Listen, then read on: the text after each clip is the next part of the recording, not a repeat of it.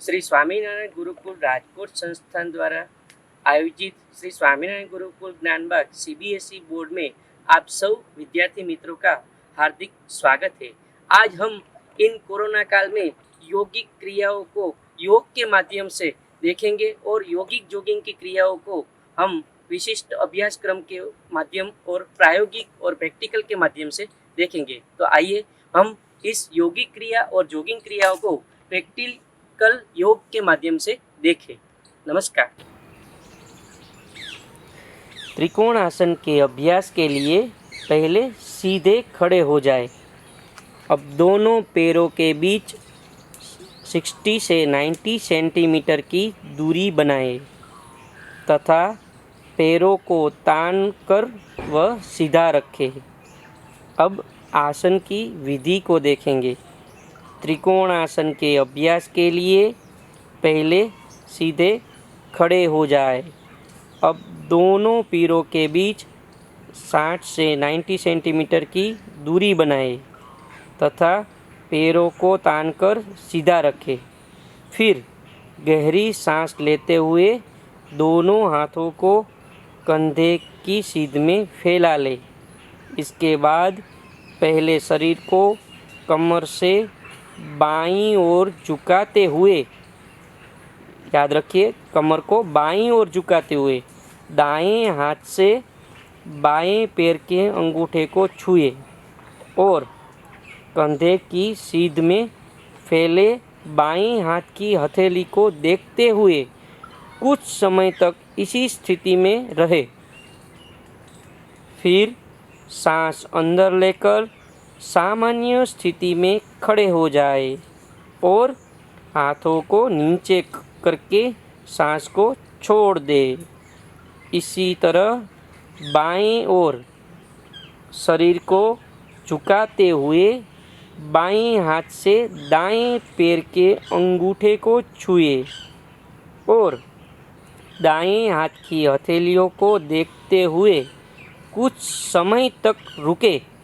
फिर गहरी सांस लेकर सामान्य स्थिति में आकर हाथों को नीचे करके खड़े हो जाए।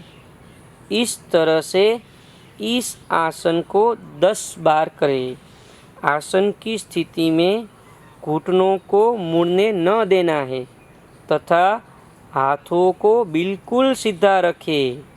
अब हम इस आसन के प्रायोगिक अभ्यास के दौरान इस आसन से होते हुए लाभ देखेंगे और ख़ास तरीके से बच्चों में इसका लाभ क्या मिलता है उसके बारे में देखेंगे।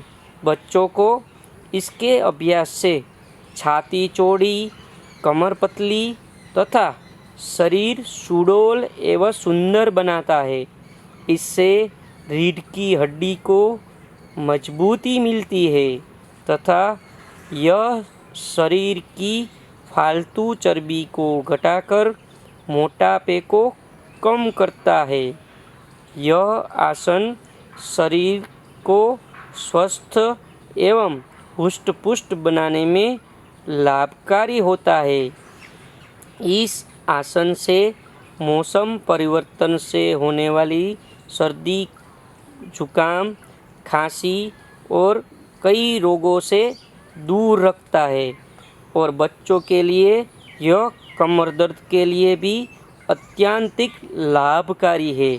तो इस आसन से बच्चों को भी ज़्यादातर फायदे होते हैं।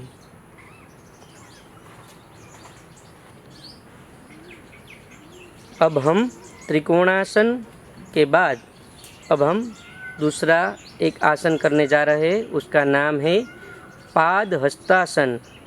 इस आसन में हम दोनों हाथों से अपने पैर के अंगूठे को पकड़ते हैं।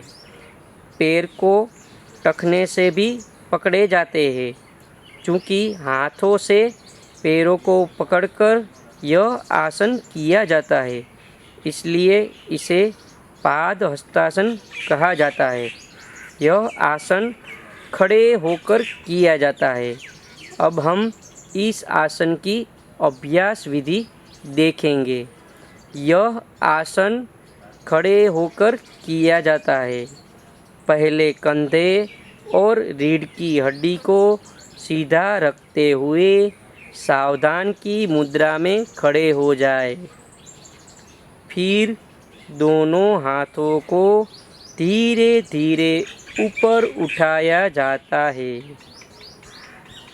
हाथों को कंधे की सीध में लाकर थोड़ा थोड़ा कंधों को आगे की ओर प्रेस करते हुए फिर हाथों को सिर के ऊपर तक उठाया जाता है। ध्यान रखें कि कंधे कानों से सटे हुए होने चाहिए। तत्पश्चात हाथ की हथेलियों को सामने की ओर किया जाता है। जब बाहें एक दूसरे के समांतर ऊपर उठ जाए तब धीरे धीरे कमर को सीधा रख श्वास भीतर ले जाते हुए नीचे की ओर झुकना प्रारंभ किया जाता है। झुकते समय ध्यान रखें कि कंधे कानों से सटे ही रहे।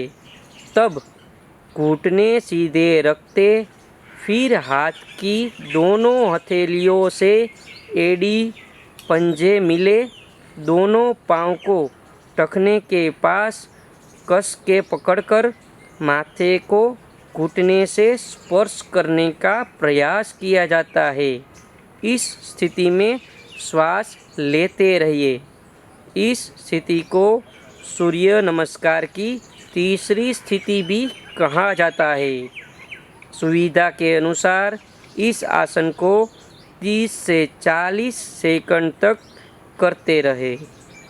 फिर वापस आने के लिए धीरे धीरे क्रमशः स्थिति से ऊपर उठिए। खड़ी मुद्रा में आकर हाथों को पुनः कमर से सटाने के बाद विश्राम की स्थिति में आ जाइए। कुछ क्षणों का विराम देकर यह अभ्यास अब हम साइड यानी कि दूसरी साइड से हम इसका अभ्यास देखेंगे। अब इसमें यह आसन खड़े होकर किया जाता है। पहले कंधे और रीढ़ की हड्डी को सीधा रखते हुए सावधान की मुद्रा में खड़े हो जाए और फिर दोनों हाथों को धीरे धीरे ऊपर उठाया जाता है।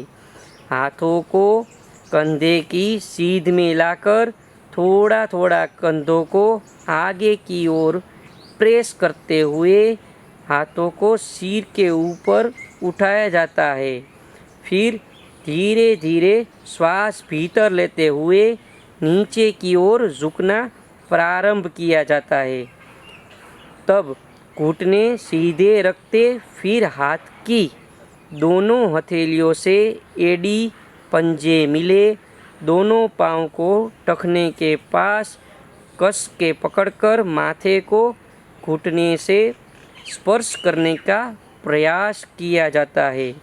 इस स्थिति में श्वास लेते रहिए। इस स्थिति को सूर्य नमस्कार की तीसरी स्थिति भी माना जाता है। इस आसन में 30 से 40 सेकंड की स्थिति में बने रहिए। अब वापस आने के लिए धीरे धीरे इसी स्थिति को ऊपर उठाइए और यह अभ्यास पुनः कीजिए।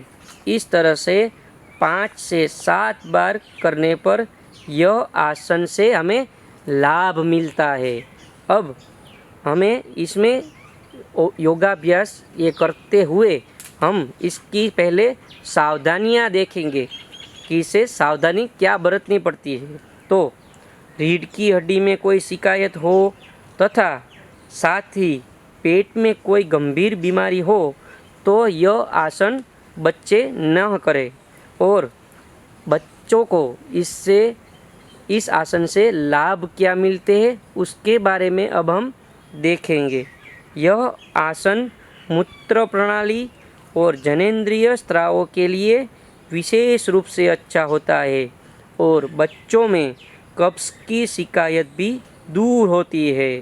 यह पीठ और रीढ़ की हड्डी को मजबूत और लचीला बनाता है तथा जंघाओं और पिंडलियों को मांसपेशियों को भी मजबूत करता है और आंतों की पेट के प्राय समस्त विकारों से इस आसन को नियमित करने से दूर होते हैं।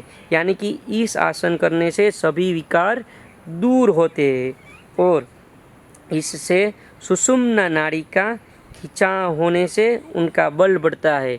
यानी कि बच्चों का शारीरिक विकास भी होता है और उसको जो पेट की बीमारियां होती है, कब्ज की बीमारियां होती है, उसमें यह आसन लाभकारी होता है।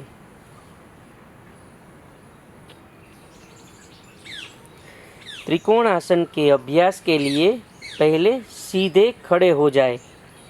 अब दोनों पैरों के बीच 60 से 90 सेंटीमीटर की दूरी बनाएं तथा पैरों को तान कर वह सीधा रखें। अब आसन की विधि को देखेंगे। त्रिकोण आसन के अभ्यास के लिए पहले सीधे खड़े हो जाए। अब दोनों पैरों के बीच 60 से 90 सेंटीमीटर की दूरी बनाएं तथा पैरों को तानकर सीधा रखें। फिर गहरी सांस लेते हुए दोनों हाथों को कंधे की सीध में फैला लें।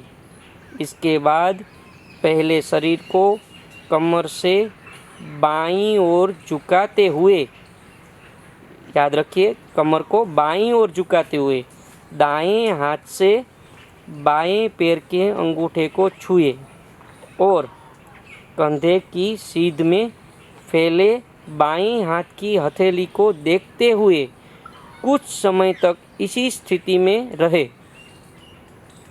फिर सांस अंदर लेकर सामान्य स्थिति में खड़े हो जाए और हाथों को नीचे करके सांस को छोड़ दे। इसी तरह बाएं ओर शरीर को झुकाते हुए बाएं हाथ से दाएं पैर के अंगूठे को छुए और दाएं हाथ की हथेलियों को देखते हुए कुछ समय तक रुके। फिर गहरी सांस लेकर सामान्य स्थिति में आकर हाथों को नीचे करके खड़े हो जाए। इस तरह से इस आसन को 10 बार करें। आसन की स्थिति में घुटनों को मुड़ने न देना है तथा हाथों को बिल्कुल सीधा रखें। अब हम इस आसन के प्रायोगिक अभ्यास के दौरान इस आसन से होते हुए लाभ देखेंगे और ख़ास तरीके से बच्चों में इसका लाभ क्या मिलता है उसके बारे में देखेंगे। बच्चों को इसके अभ्यास से छाती चौड़ी, कमर पतली तथा शरीर सुडौल एवं सुंदर बनाता है। इससे रीढ़ की हड्डी को मजबूती मिलती है तथा यह शरीर की फालतू चर्बी को घटाकर मोटापे को कम करता है। यह आसन शरीर को स्वस्थ एवं हुष्ट-पुष्ट बनाने में लाभकारी होता है। इस आसन से मौसम परिवर्तन से होने वाली सर्दी, जुकाम, खांसी और कई रोगों से दूर रखता है और बच्चों के लिए यह कमर दर्द के लिए भी अत्यंतिक लाभकारी है। तो इस आसन से बच्चों को भी ज़्यादातर फायदे होते हैं।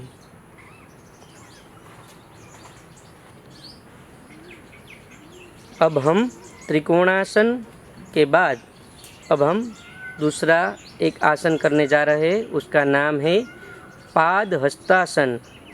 इस आसन में हम दोनों हाथों से अपने पैर के अंगूठे को पकड़ते हैं।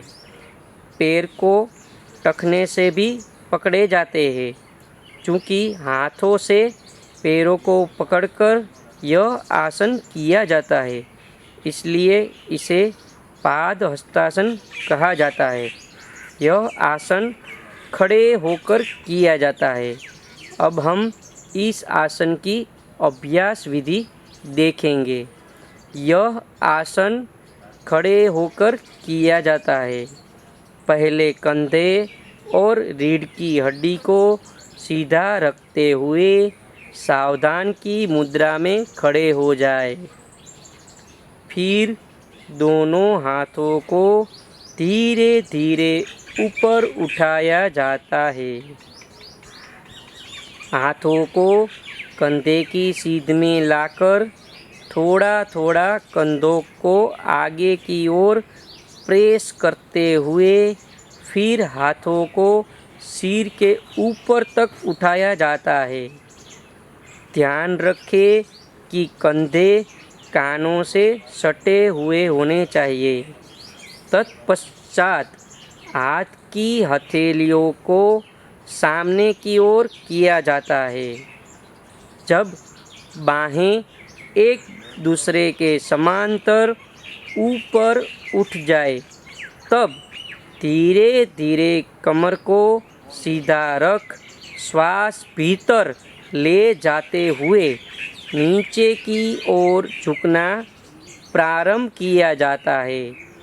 झुकते समय ध्यान रखें कि कंधे कानों से सटे ही रहे। तब घुटने सीधे रखते फिर हाथ की दोनों हथेलियों से एड़ी पंजे मिले दोनों पाँव को टखने के पास कस के पकड़कर माथे को घुटने से स्पर्श करने का प्रयास किया जाता है। इस स्थिति में श्वास लेते रहिए। इस स्थिति को सूर्य नमस्कार की तीसरी स्थिति भी कहा जाता है। सुविधा के अनुसार इस आसन को 30 से 40 सेकंड तक करते रहे। फिर वापस आने के लिए धीरे धीरे क्रमशः स्थिति से ऊपर उठिए। खड़ी मुद्रा में आकर हाथों को पुनः कमर से सटाने के बाद विश्राम की स्थिति में आ जाइए। कुछ क्षणों का विराम देकर यह अभ्यास अब हम साइड यानी कि दूसरी साइड से हम इसका अभ्यास देखेंगे। अब इसमें यह आसन खड़े होकर किया जाता है। पहले कंधे और रीढ़ की हड्डी को सीधा रखते हुए सावधान की मुद्रा में खड़े हो जाए और फिर दोनों हाथों को धीरे धीरे ऊपर उठाया जाता है। हाथों को कंधे की सीध में लाकर थोड़ा थोड़ा कंधों को आगे की ओर प्रेस करते हुए हाथों को सिर के ऊपर उठाया जाता है। फिर धीरे धीरे श्वास भीतर लेते हुए नीचे की ओर झुकना प्रारंभ किया जाता है। तब घुटने सीधे रखते फिर हाथ की दोनों हथेलियों से एड़ी पंजे मिले दोनों पाँव को टखने के पास कस के पकड़कर माथे को घुटने से स्पर्श करने का प्रयास किया जाता है। इस स्थिति में श्वास लेते रहिए। इस स्थिति को सूर्य नमस्कार की तीसरी स्थिति भी माना जाता है। इस आसन में 30 से 40 सेकंड की स्थिति में बने रहिए। अब वापस आने के लिए धीरे धीरे इसी स्थिति को ऊपर उठाइए और यह अभ्यास पुनः कीजिए। इस तरह से 5 से 7 बार करने पर यह आसन से हमें लाभ मिलता है। अब हमें इसमें योगाभ्यास ये करते हुए हम इसकी पहले सावधानियाँ देखेंगे कि इसे सावधानी क्या बरतनी पड़ती है। तो रीढ़ की हड्डी में कोई शिकायत हो तथा साथ ही पेट में कोई गंभीर बीमारी हो तो यह आसन बच्चे न करें और बच्चों को इस आसन से लाभ क्या मिलते हैं उसके बारे में अब हम देखेंगे। यह आसन मूत्र प्रणाली और जननेंद्रिय स्रावों के लिए विशेष रूप से अच्छा होता है और बच्चों में कब्ज की शिकायत भी दूर होती है।